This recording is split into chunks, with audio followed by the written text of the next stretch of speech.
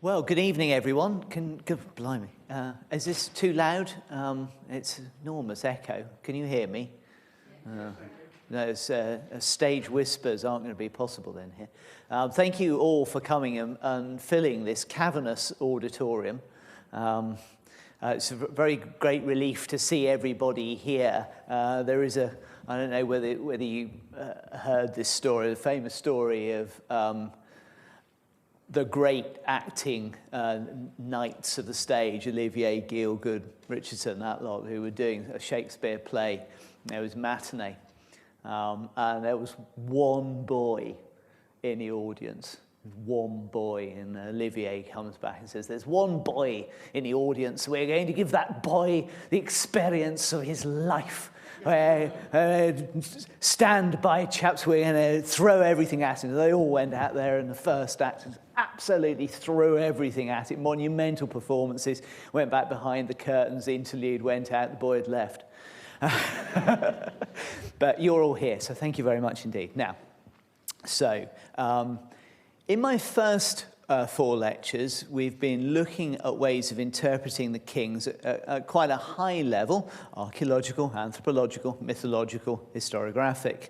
I've been trying to encourage us to move away from any confidence in a transmitted narrative as narrative, but to indicate the kind of world in which an institution such as the Rex may have, at least from time to time, been useful, and in what ways, and then to look at some early contexts in which those stories may have begun to be elaborated. Now, a critic of what I've done so far will have spotted that I've got a problem that I can't really resolve about the fact that I can get my stories back to the 4th century at a guess, but I can't really prove that they go back to the 6th century. And that critic would be right. The 5th century is perhaps the most difficult century of 5th century BC of all Roman history. And it's one of the reasons why I'm actually skeptical about the details of the narrative. Even if I'm reasonably confident that some information passed across that gap, it could have been quite scanty, and it will already have been subject to distortion and myth-historical shaping. And I say that because part of the consequence of the method which I'm trying to use is to say that the Romans could have been quite clever about the way they thought about this institution of the Rex right from the beginning. In other words, there wasn't something which was reflected on only 150 years later, but that institution was already part of a process of reflection. One of the other things that I've been saying and suggesting, hinting at, is that the complexity of this is made greater by the fact that the Romans were always interested in kingship, and kingship remained something that was interesting throughout their history in itself and as a metaphor for power. And what I want to try to do in this lecture is to show how that actually worked, and to look at one particular king, a king we've slightly passed over hitherto, King Numa, and give you a briefer sense of just how long and fascinating this reception of kingship is. But before we get to Numa, we need to worry just a little bit about the Roman views of kings more generally. It's not unusual to find the suggestion in modern literature that having expelled their kings, the Romans remained deeply opposed to an abhorrent form of government. There's that famous scene in the history of Rome where Julius Caesar is offered a diadem or a crown, which he refuses, and there's great dispute over whether he is flying a kite, whether he's wondering whether the people will let him take the diadem, or whether he's very visibly rejecting it. Nobody really knows, and so on and so forth. Then there's his perpetual dictatorship, and this leads to deep suspicion about his motives. And then, of course, it's a Brutus who comes back to free Rome from a tyrant. There's an American production of Julius Caesar, and there's a British one. It's great to do this in an audience. If I show that in Italy, there's no idea. You know, try in Italy, you know, infamy, infamy, they've all got it infamy, and try and explain that to an Italian audience, disaster. Anyway, as Andrew Erskine showed in a super article, whilst kings and kingship could be regarded as bad, Roman sources are by no means unanimous. A lot rests on a passage of Cicero in the Republic 252, where he says that after the disastrous rule of Tarquin the Proud, the Romans could not even bear to hear the word rex. And this, of course, very much chimes with narratives about Caesar. So Cicero is not an unbiased witness. King or kingly could indeed be a term of abuse. Sulla, the dictator, is called Scaevus iste Romulus, that left-handed Romulus. That sounds really nasty. Not only is a Romulus, but he's a left-handed one. In other words, he's sinister. He's somebody who is not to be trusted, and he's a king. The accusation of seeking kingship could be leveled at one's enemies as an accusation. Tiberius Gracchus, the tribune who overturns the Roman constitution, is accused of kingship. Verres, the nasty governor in Sicily, who is prosecuted by Cicero, is called a king. And there are various historical Romans, or quasi-historical Romans, who are held up as negative examples because of their desire for kingship. Historical figures like Spurius Cassius, Spurius Maelius, and Manlius Capitolinus. So there's a tradition of this. But Erskine, I think, is right that the Roman antipathy to kings, the idea the Romans didn't like kings, is really rooted in their constant warfare with Hellenistic and North African kings and monarchs who turned out to be decadent, wicked, deceitful enemies and generally bad things. And just to give one example, Mithridates, who murdered, we're told, 80,000 Romans in a single night, the Asian Vespers. And you can carry on. You look at the desperately evil Cleopatra, the witch queen who steals Mark Antony and turns him into a foe of Rome, and so on and so forth. Kings on this reading are an affront to liberty. But they're all foreign kings, not Roman kings. Cato the Elder met a king and described the institution of king, or the kings themselves, as flesh-eating animals.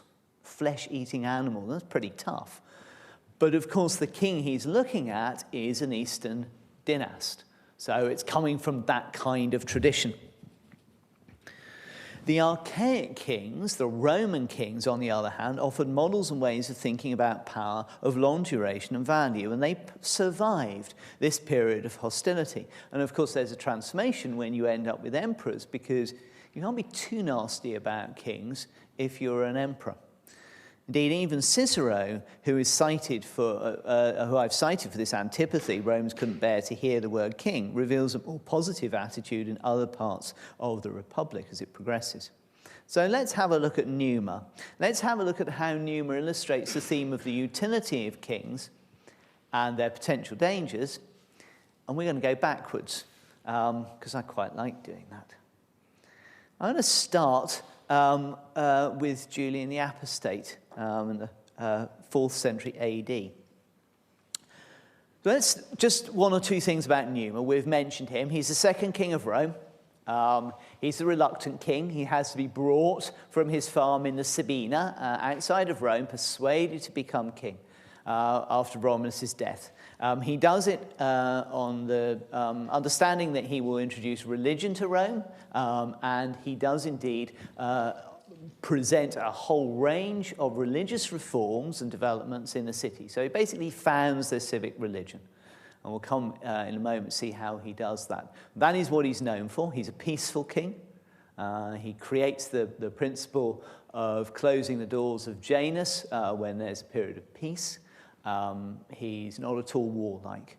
And generally regarded as a very good thing by the Romans, as a beneficent, benign king. Now, over time, people do all sorts of funny things with Numa. And here we've got an example. Julian the Apostate is probably not the first person who might come to your minds when you think about Numa, but he does attest the continuing fascination and use of the old king. So this is his hymn to the sun, which is composed in 362 AD, around the turn of the year. And what Julian is trying to do, remember Julian is the emperor who, after Constantine, has converted to Christianity and allowed Christianity to become one of the religions of the Roman Empire. Julian tries to ban it and tries to reinstate paganism as the religion of the Romans. And one of the things he's trying to do is to counter the idea of the omnipotent Christian God by showing that the sun god Helios is actually incredibly important. And the sun god Helios goes back to Numa. This is total nonsense. Helios is a Greek god, right? Helios. There's no suggestion whatsoever that Numa had introduced a sun god. The Numa's connections with Apollo are fairly slight. Apollo is, who's the closest one could come to Helios. Apollo is introduced only in the 5th century BC, as far as we know, into Rome. So this is patent fiction. But it's interesting that Julian thinks it's important to actually go to a king, a Roman king, for inspiration. And here we've got this wonderful account, and notice all these other people, months are reckoned by the moon, by almost everybody. The only people who get it right are the Egyptians, who of course got everything right in antiquity, and us. And why do we get it right? We get it right because the most divine King Numa paid reverence to the god Helios. And this is then used to explain the turn of year celebrations when winter turns around the equinox and the Saturnalia and so forth. Now, Numa has a really quite surprising afterlife in the imperial period. We're only just beginning to spend time looking at how the late imperial period used Numa. Eutropius, who's a 4th century writer, a contemporary of Julian, also has a lot to say about Numa and connects him with earlier 3rd century AD emperors, 2nd, 3rd century AD emperors, Antoninus Pius and Marcus Aurelius. Now, Marcus Aurelius, who you'll remember, if you don't remember him for anything else, it's Meditations and also for a walk-on part in Gladiator. Marcus Aurelius is interesting because he tells us that he's part of the Salian priesthood. Now, who's the Salian priesthood? The Salii are priests, and there are 12 of them. And they are founded to look after the sacred bucklers or shields. Now, Numa founded this priesthood because a shield fell from the sky, narrowly missing him, kind of just standing there, and all of a sudden his shield falls down. He thinks, crikey, that could have hit me. Where's the health and safety inspector around here? But having got it, he discovers that this shield is the guarantor of Rome's perpetual survival. So it's pretty obvious if they lose the shield, this is a bad idea. So what Numa does is he has 11 identical shields made and hangs them up together. So, of course, nobody's going to be able to steal the right one, obviously excluding the possibility that somebody would have taken the lot, driven up in a chariot, just filled the back. But anyway, and he has 12 priests to dance with the shield. The shield dancing seems to survive, well, certainly survives, well into the imperial period. Marcus Aurelius is a Salian priest. So presumably Marcus Aurelius was aware of his Numa connections. So we mentioned Julian doing things with Numa and Helios. We've now got Marcus Aurelius in the 2nd century AD, consciously part of a priesthood which is attributed to King Numa. And the 2nd century AD is a context for the person on whom I'm going to spend most time, a Greek writer from Chaironeia called Plutarch. Plutarch's a biographer. Plutarch writes lives, and typically they're paired. So there's a Roman and a Greek. And then there's a comparison between the two. Now, just to give a bit of background, Livy, who's our late 1st century BC writer, Latin, doesn't think there's much to say about Numa. He says he's an important religious leader. He's necessary at a given point in time for Rome to get underway. He knows that there's a suggestion that Numa was taught by Pythagoras. We're going to spend a lot more time on that later. And he just says that's impossible. He's an Italian. He's a Sabine. Dionysius of Halicarnassus also doesn't have a great deal to say about Numa, oddly, because he has a great deal to say about everything else. As regards laws and institutions by which Numa made great progress to piety justice, I don't think it fitting I should enter into all the details, because I fear the length of such a discussion, and I don't regard the recording them as necessary to history intended for the Greeks, which implies that he's not particularly, doesn't really think Numa's very Greek.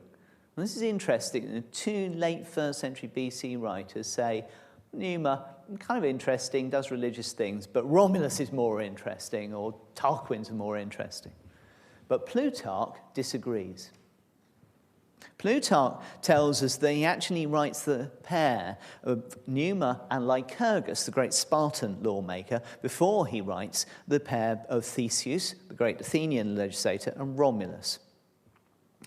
And he's really interested in this Lycurgus-Numa comparison.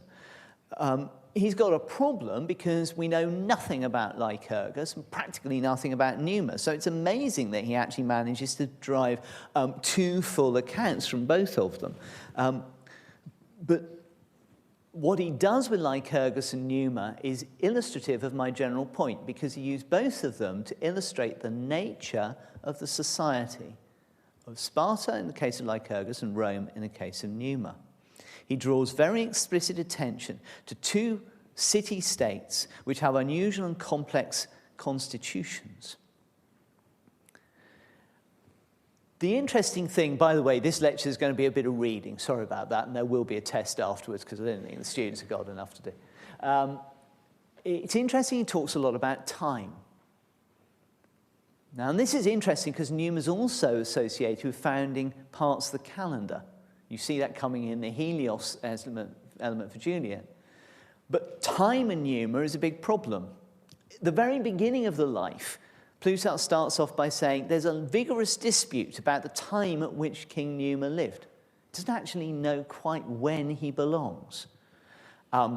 Although from the beginning down to him, the stemata seem to be made out accurately. And this acres have been written about this, and that means that family trees go all the way back to Numa. Bear that in mind, because it'll come back a bit later. What he's really referring to, and you see a reference to it in chapter 21, are all these family trees of the Pomponi, the Calpurni, the Mamerci, and so on and so forth, who claim that they go all the way back to Numa. And we're going to see how that works in some coins later on. But he also says, carrying on chapter 1, that, and carrying on this problem of the time, the chronology, that there are all sorts of problems. He's got the story that ancient records were lost when the city was sacked by the Gauls, and those which are now exhibited are forgeries. Then, because Numa was an intimate friend of Pythagoras, others say that he didn't have any Greek culture. He was naturally capable. Others say that the chronology doesn't work out between Pythagoras and Numa, which is certainly true. And we've got all these different stories about when did Numa live? Is he connected with Pythagoras? And he leaves it sort of up in the air. He comes back to it again in chapter 8 and argues backwards and forwards on the relationship with Pythagoras and says, well, I know the chronology doesn't work, but I think I probably believe it. And there's a whole lot of uncertainty and insecurity over this. Pythagoras will come back a bit later on. So Numa's time is unclear. His connection to the rest of the world is a matter for unseemly dispute, says Plutarch. But in the end, for Plutarch, it doesn't matter. Maybe it shouldn't matter. It's childish and disputatious, he says at one point, to deny that Numa and Pythagoras were connected, whatever the dates say. The really important thing is the extent to which Plutarch thinks that Numa was fundamentally Greek or not. And this is interesting because, as I was saying, kings are interesting. Here we've got a Greek writer under the Roman Empire who's trying to explain the Roman Empire to his compatriots who are under the Roman yoke, right? Greece has been conquered. They're all subjects of Rome. Plutarch's got to explain how that's come about. And he's got Numa, that he uses to try to think through some of this problematic. The Pythagoras issue is interesting because of the extent to which Pythagoras is a good Greek or not a good Greek. So the extent to which Numa is Greek depends in part on making clear how this relationship with Pythagoras works. Chapter 8, Plutarch quotes somebody called Timon of Phlius, who says of Pythagoras, down to a juggler's level he sinks Pythagoras with cheating devices, laying his nets for men, Pythagoras, lover of bombast. Plutarch doesn't make any excuse for Pythagoras telling lies. In fact, what he really does is to say that that's the whole point. Numa used an account of how he came by religion in order to impress the Romans with the importance of religious reform.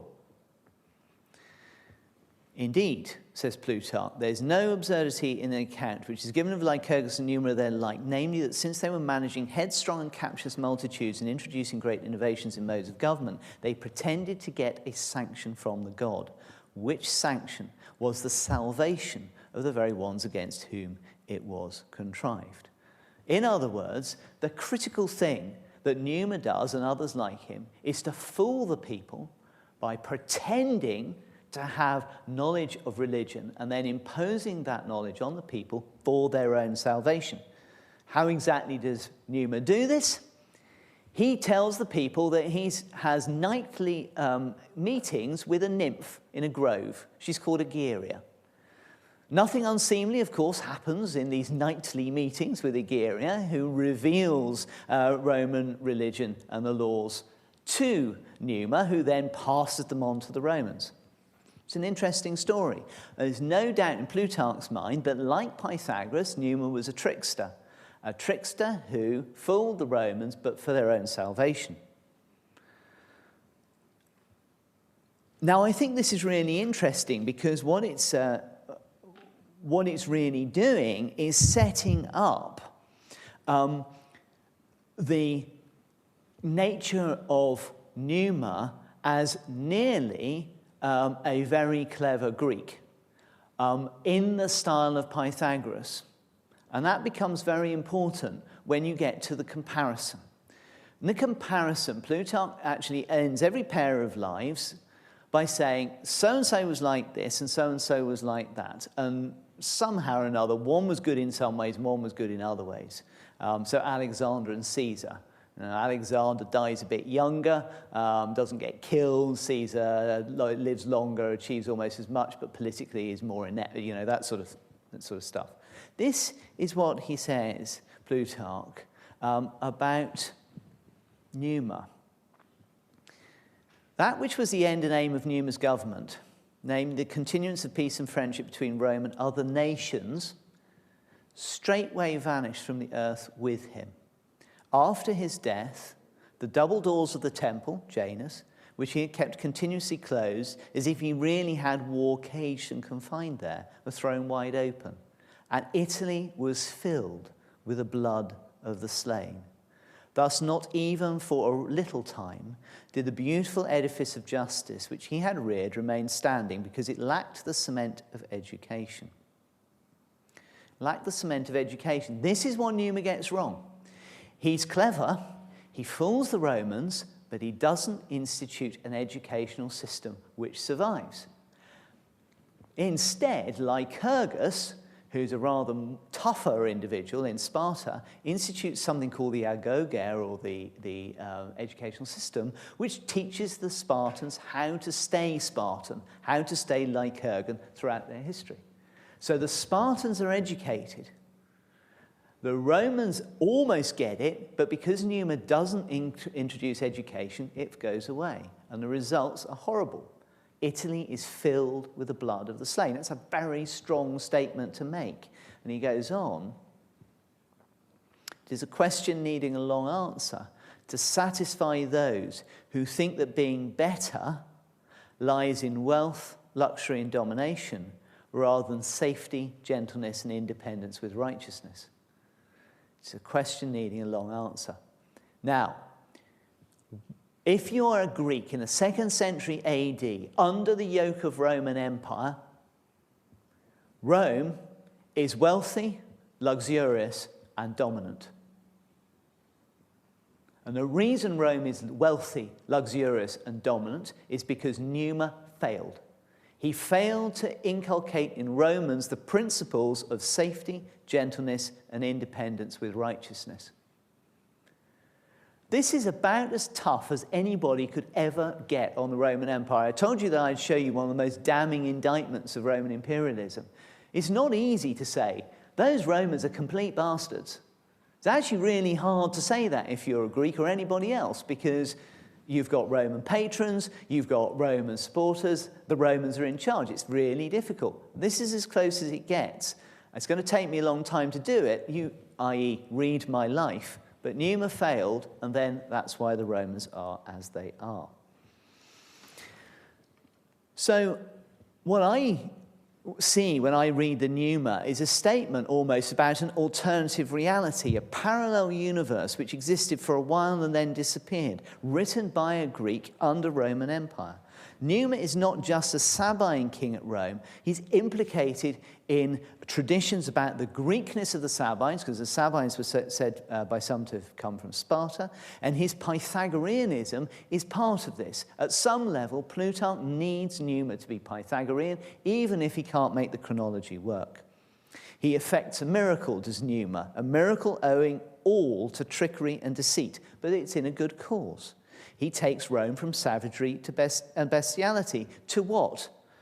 His reforms can be characterized as reforms of order and knowledge, priestly order, care of the Vestal fire, introduction of the calendar, introduction of corporations or guilds, boundaries, faith.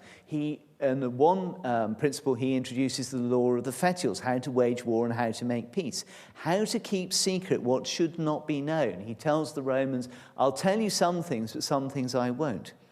As others would have seen all through, there's a concern over safety, gentleness, and independence with righteousness. In his life, Plutarch says as clearly as he possibly could, Rome nearly made it as a Greek polis, and it would have been a really interesting polis if the experiment had worked. A bit like Sparta, but less belligerent, more religious. A little bit like Athens, but perhaps more open, less clever. The life is a mind game. In itself, it's a challenge, a comparison. What would Rome have looked like if instead of 40 years of Greekness and then stop, Numa had cared enough about education to ensure that there would be 400? And Plutarch leaves us in no doubt that the answer would have been, it would have been better. Now, I think this is a brilliant thing to do with a king. To take a Roman king and use him, make him Greek, and turn him against the Romans. Make Roman imperialism critiqued through your characterization of a Roman king. So that's Plutarch. And I encourage you to go away and read it. It's great fun. Lots of exciting things. Some of the themes will now come back. So we've got the 2nd century AD. This is the point where I want to ask a question. What did Numa look like? What did he look like? Well, he might have looked like that on the left-hand side. Fascinating statue. This statue was discovered by the great Italian archaeologist called Lanciani in the atrium of the Vestal Virgins in the 1880s.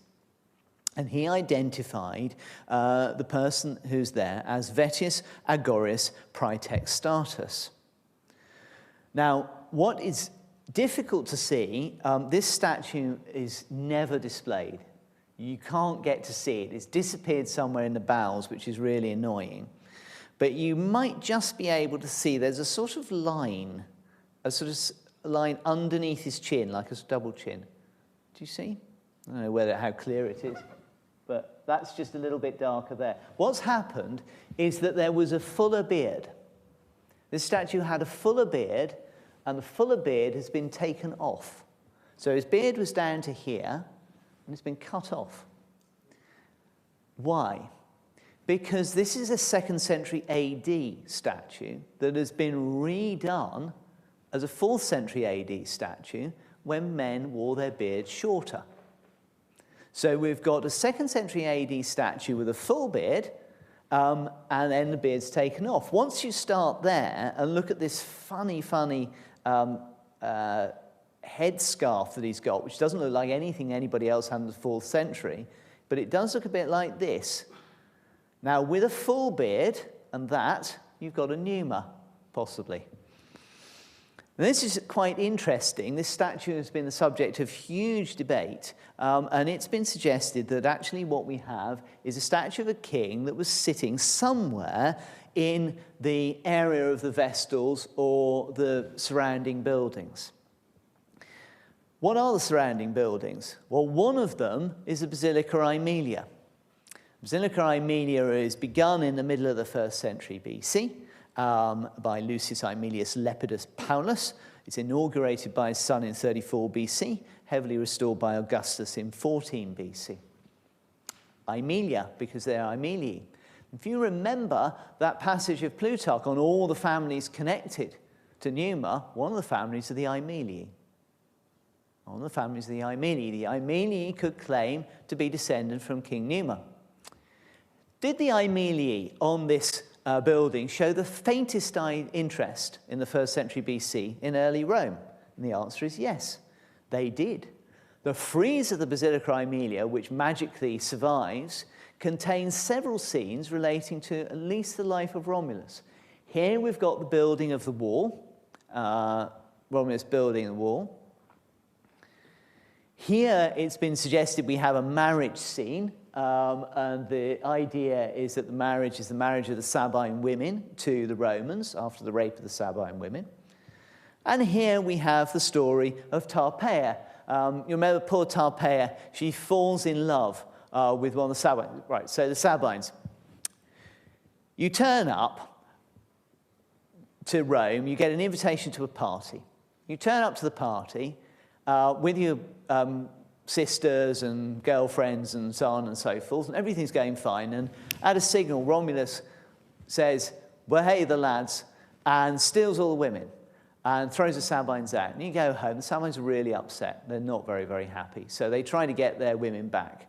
And they're aided by a woman called Tarpeia, who falls in love, and one of the stories, with one of the strapping Sabines, and tries to let them in, and is punished for this betrayal by the noble Sabines by being buried under their shields. That's one version of the story.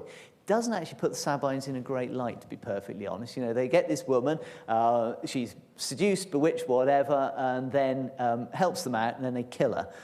It's no wonder the Sabine women kind of were not so upset about the Roman thing, really. Maybe the Romans had better manners, cleaned their teeth more often. Anyway, whatever. But these friezes all belong to the Basilica Aemilia. So clearly, this building is actually doing something about early Rome.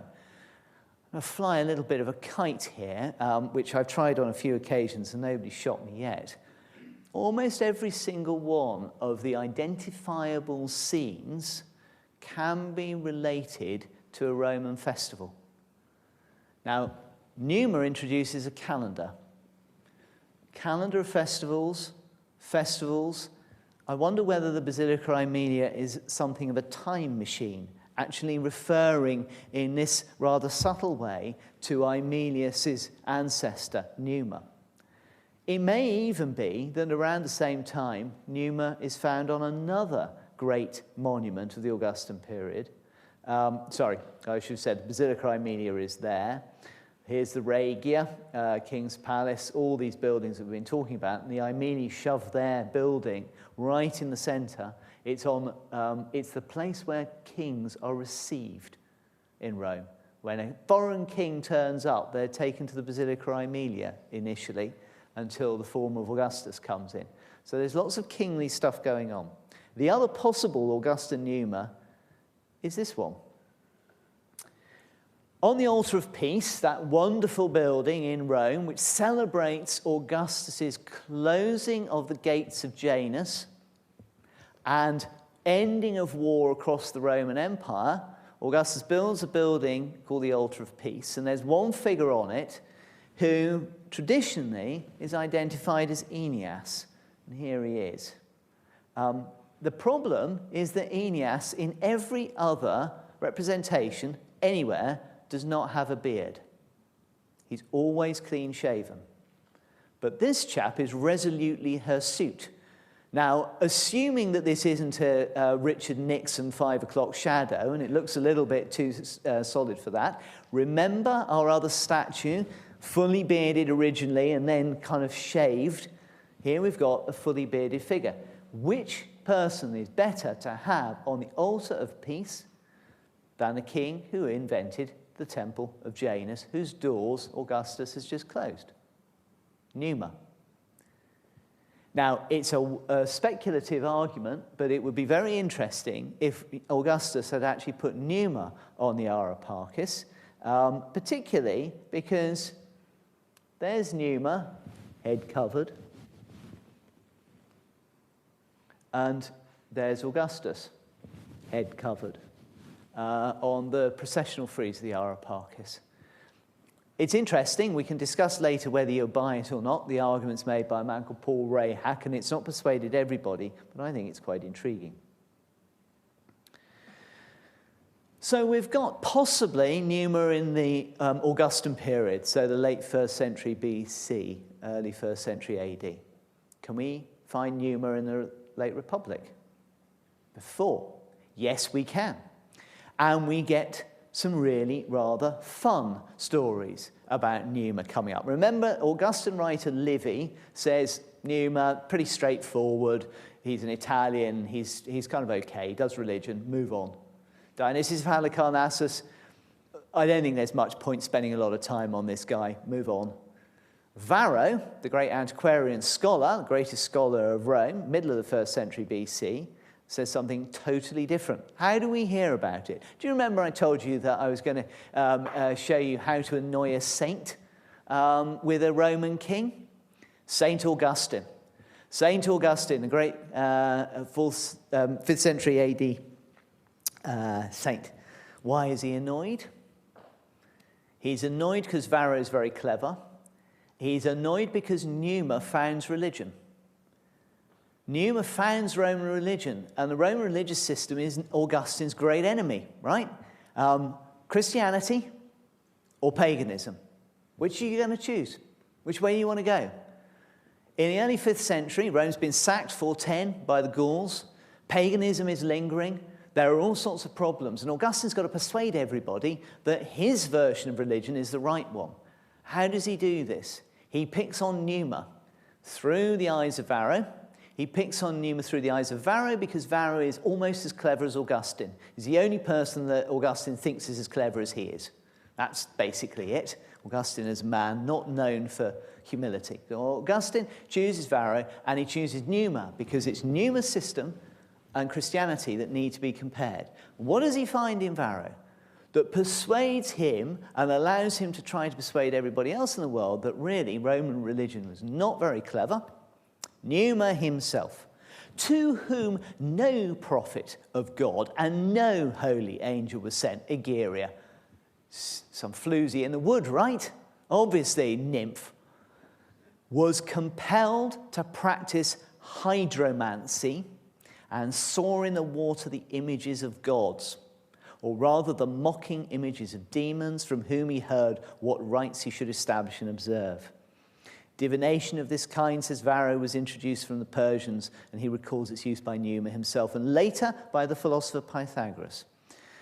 According to the explanation given in the book of Varro cited above, the belief that Numa Pompilius took the nymph Egeria as his wife owes its origin to the fact that he drew egerere, that is, carried away water to perform hydromancy. What's going on in this odd passage? What's going on is that Augustine is selectively and maliciously using Varro to tell a story that Numa was not just the clever trickster for a good cause that Plutarch says, but a barefaced liar. A barefaced liar, and he gets there by using a mid-Republican scholar, Varro. And Varro is himself telling a story that's radically different from the kinds of stories that others have told. So let's try and separate these two out. Augustine's story is, if you thought that some woman, some nymph rather, divinely inspired, turned up and gave Numa his system, and that system is therefore up to being put against the divinely revealed word of God, you're wrong.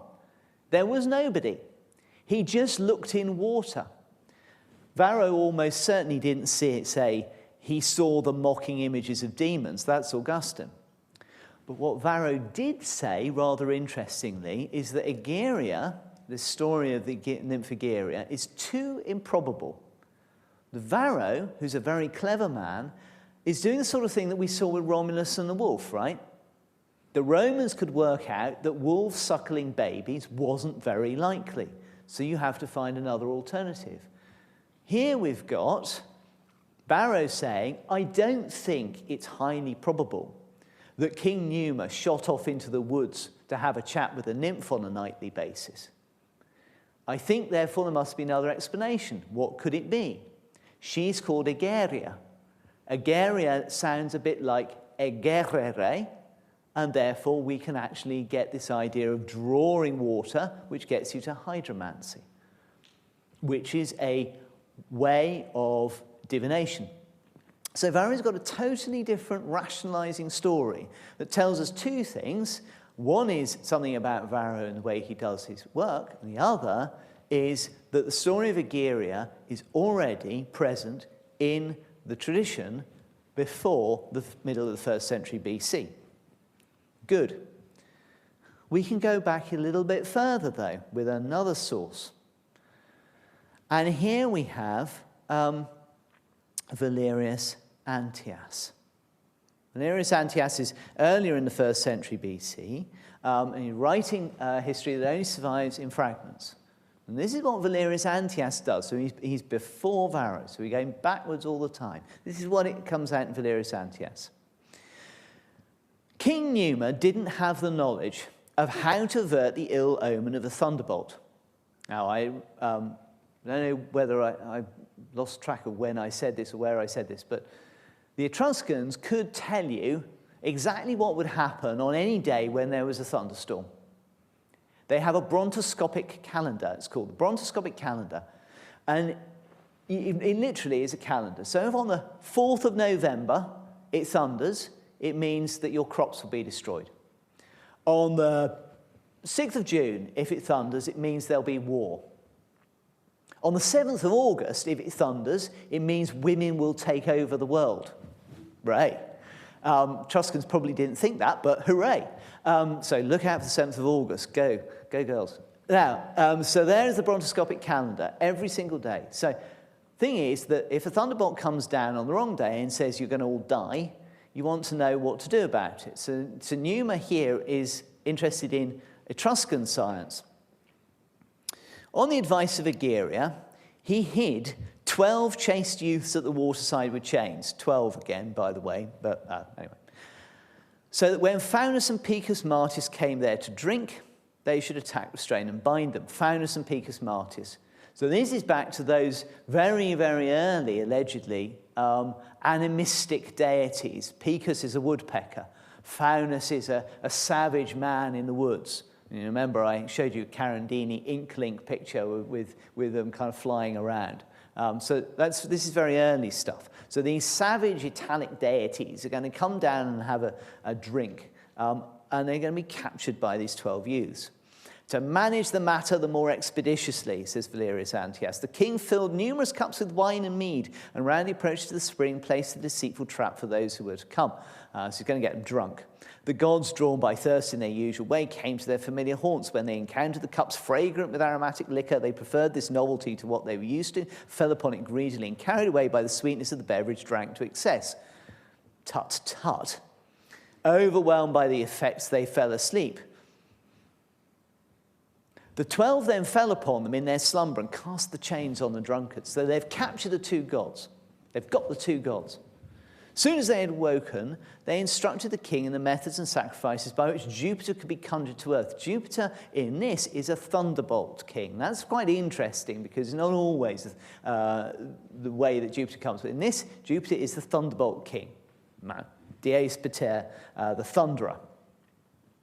Having acquired this knowledge, the king performed the ritual on the Aventine, conjured Jupiter to earth, and asked him for the rite and method of averting the omen. So I want to find out how to stop us being destroyed by bad thunderbolts. I need Jupiter because he's a thunderer. I need to get him here. The savage gods have told us. I got Jupiter. We're on the Aventine. After a long delay, Jupiter is not happy. Right? After a long delay, he's been heavily having ambrosia upstairs. Suddenly he's got to come back. After a long delay, Jupiter said, "You can expiate lightning with a head." An onion, says the king. So a head of an onion, basically. So instead of a head, the head of an onion, the core, not the green bit, but the actual onion. "Human," retorted Jupiter. "But a hair," says Numa. Not a whole human, just one hair. Ding. "A sprat, a living creature," insisted the god. "A sprat," answered Pompilius. "You call for a living creature, I will give you whitebait." Deceived by these ambiguous propositions, Jupiter spoke as follows: "You have tricked me, Numa, for I decided that lightning omens should be averted with human heads, not a sprat, a hair, and an onion. However, since your cunning has outwitted me, keep the custom you have chosen. You will always undertake the averting of lightning omens with the objects which you have promised." This is a story in the early 1st century BC of how the Roman king outwits the king of the gods. That's how good that Roman king was. And it explains what you do if you get a bad thunderbolt omen. This is really interesting, because if we want to find out, weird things the Romans believe about their kings, here we've got Numa the trickster again, tricking the king of the gods for the benefit of the Romans. Now, it's interesting to think about ways in which that kind of king can be adopted by families. There are lots of people who actually talk about Numa, the Pomponii we've mentioned, Censorinus and Marsyas, the Censorini, Marci Censorini possibly. It's another interesting thing, Marsyas, the hero of the people, and so on and so forth. What are the ways in which these late Republican families are actually trying to get a tricky king like Numa? I think there's still work for us to do on trying to explicate quite how that works.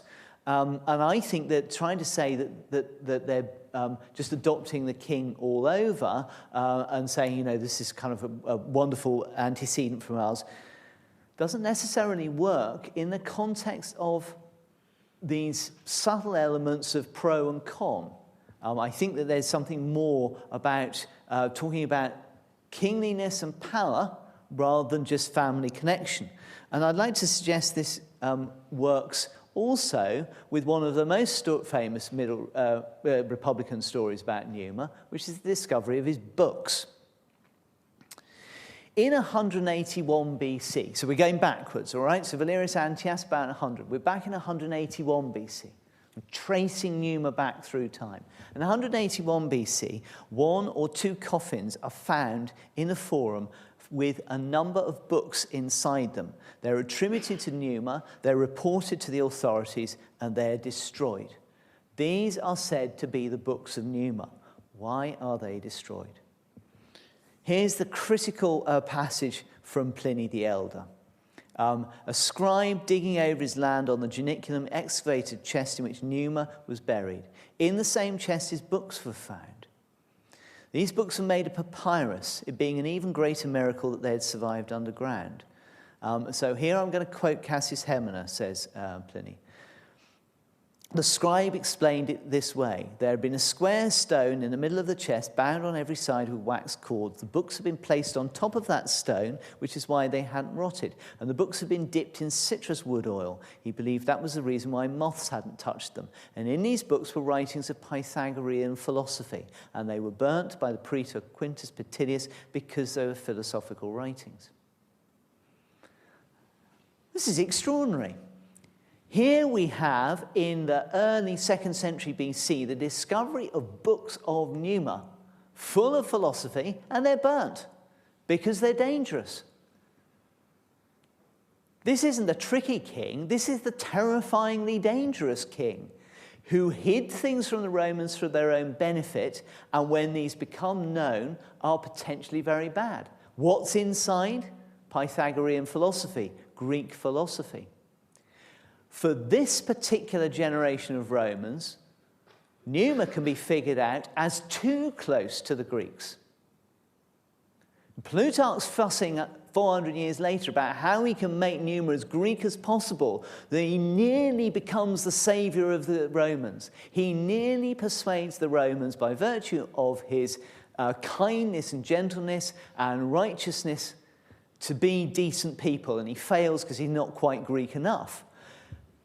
400 years earlier, there's a Roman who's saying, this guy is significantly too Greek. There's all this Greek stuff going on. We better burn these books. What is the relationship between Romans and Greeks in the 180s BC? They're killing each other. Or more specifically, the Romans are killing the Greeks. They're at war.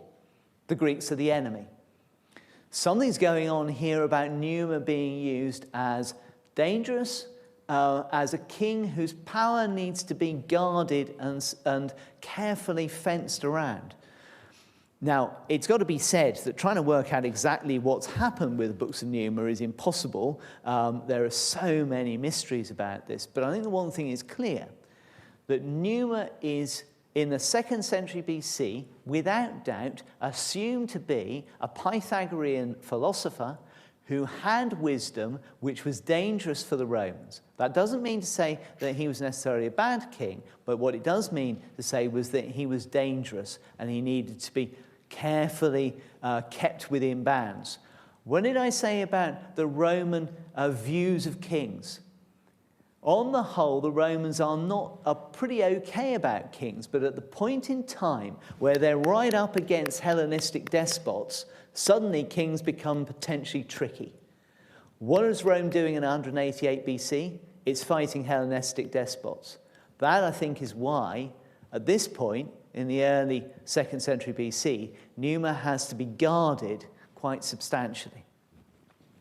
Okay, so I've got us to the 2nd century BC. How do we get back further? Well,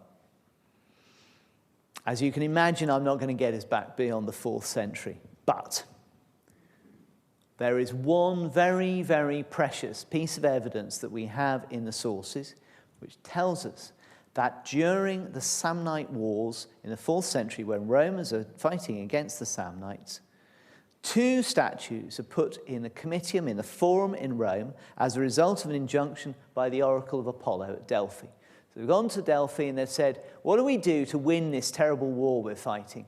And Delphi says, you must put up a statue of the bravest of the Greeks and the wisest of the Greeks. 4th century BC. The bravest, Alcibiades. Alcibiades.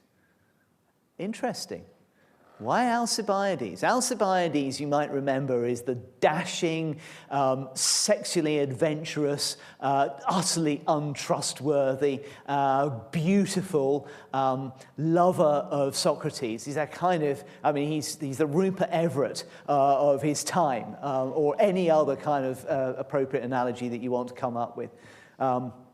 Bravest? Interesting. Where's that coming from? Where did Alcibiades do most of his significant fighting? Sicily. Southern Italy. Sicily. Who's the wisest of the Greeks? You've got matters to choose from. Socrates would be the obvious one, right? You know, Alcibiades, Socrates, that would be perfect. Who's the wisest of the Greeks? Pythagoras. 4th century BC, Pythagoras statue in the Forum in Rome. Why Pythagoras? What is it about Pythagoras and Pythagoreanism that's kind of gripping us?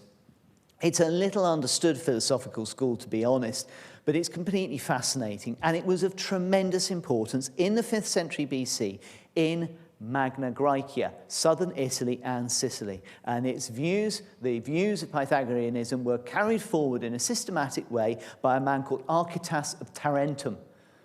Tarentum, Taras, the instep of Italy, is very closely associated with Rome in the 4th century BC. They have a treaty. So, is there a possibility that Pythagoreanism is precisely one of the contexts in which the Romans started to think about kings in the 4th century BC under the influence of places like Tarentum? Why might Pythagoras be political? Pythagoras is, almost par excellence, a stranger king. He's thrown out of almost every place he goes. He turns up to a new city which is having difficulties. He tells them how to behave themselves. They do it and everything gets better, and then he moves on to the next. He creates small groups of followers with special knowledge that they have that's often related to the ordering of the cosmos, the way the universe works. He's fascinated by maths. Right? Pythagorean theorem, that's that Pythagoras. He's very interested in maths and geometry. What does Rome look like in the 4th century BC?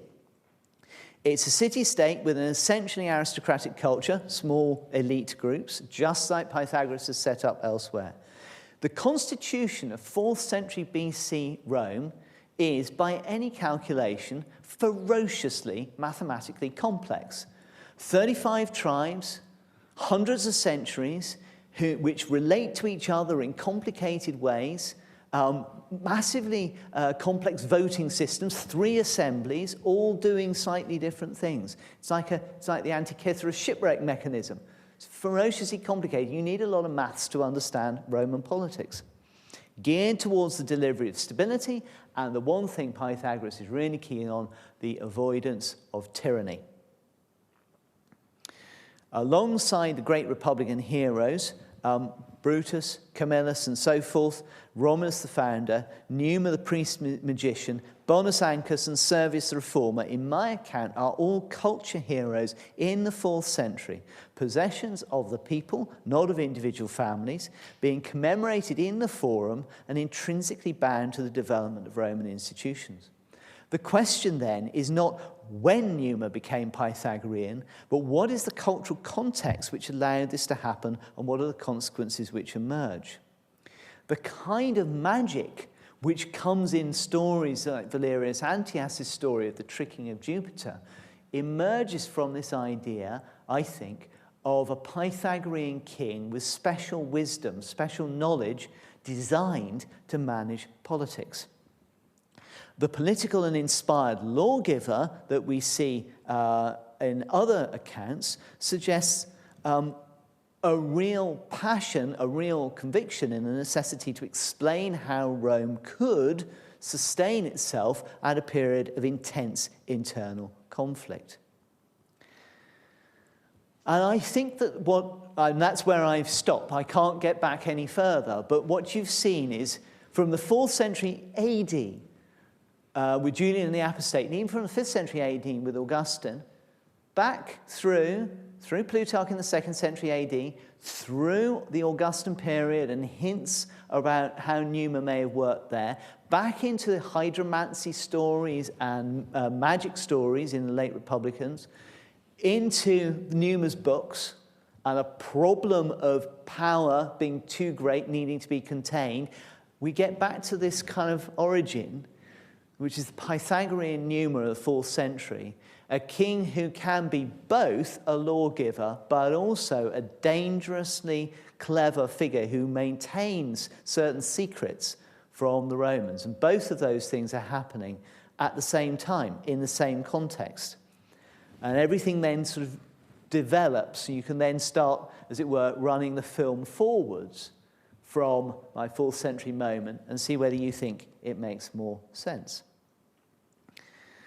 we've got a really fascinating set of stories which show, at least I hope this shows you, that I think the Romans were persistently fascinated by what kings could do with their power, and according to their political context, could make the king shift and change. At every stage, something exciting could be said about the famous King Numa, likely constrained by the essential characteristic that his métier was somehow religious.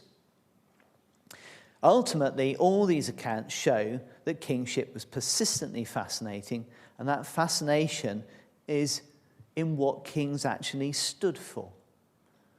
What is it to be a king? One of the things that it is to be a king is to be a sovereign. When Rome had fallen, and the Middle Ages began to kick off again, that idea of what it was to be a sovereign becomes an absolutely critical story for justifying medieval kingship. And when medieval kingship begins to falter, in the shadows of the theatre of human political development lies the concept of moving from the sovereign to sovereignty, from the king to the state. That is the story that I'm going to tell you next time. And the reason why it has something to do with Roman kingship is because I'm going to argue that it is precisely a misreading of the flexibility of the Roman tradition on kingship that has produced the modern notion of sovereignty, which is having such baleful consequences for the modern world. And that the more nuanced account that we've developed over the previous 5 lectures might actually help us out of some of the challenging modern cul-de-sacs. I shall even suggest to you, ladies and gentlemen, that understanding Roman kings might help the United Kingdom make a better fist of Brexit.